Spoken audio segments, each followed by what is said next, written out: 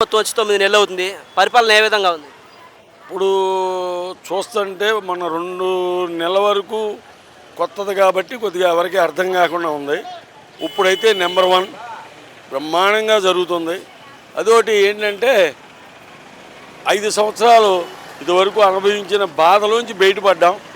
ఇప్పుడు మటుకి మాకు స్వేచ్ఛగా హ్యాపీగా బూతులు ప్రభుత్వం కాకుండా ఒక మంచి వాతావరణంలో ఈ ప్రభుత్వం నడుస్తుంది. ఇప్పుడిప్పుడే డెవలప్మెంట్కి, రోడ్లకి, రైతు బజార్లో సవకకి అన్ని రకాలుగాను ఈ గవర్నమెంటు ఉన్నతమైన పరిస్థితుల్లో కనపడుతుంది. కానీ ఏంటంటే ఇక భయం లేదు, ఇక భయపడాల్సిన పని లేదు. 100% కూటమి ప్రభుత్వం అద్భుతంగా చేస్తుంది, చేయబోతుంది. అండ్ ఇప్పుడే మనకు అర్థమవుతుంది. ఇదివరకు నాకు 2 కార్లు ఉండేవి.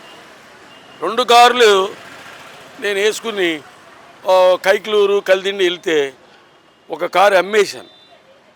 దేనికంటే ఆ గోతులకి డబడబ ఆడిపోయి అమ్మేశాను సార్. ఇప్పుడు కారు వెళ్ళటానికి పట్టుకోవడానికి ఒక కారు అమ్మేశాను కదా, ఇంకొక కారే ఉందండి. అంటే ఆ పరిస్థితులు గోతుల్లో అనుభవించే నరకం చూసి బయటపడ్డామండి.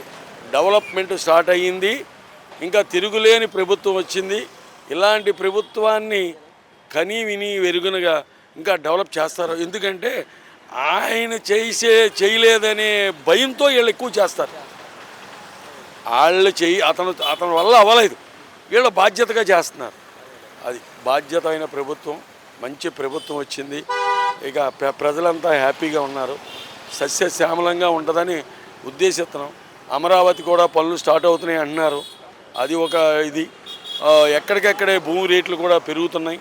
అంతా అద్భుతంగా ఉంది.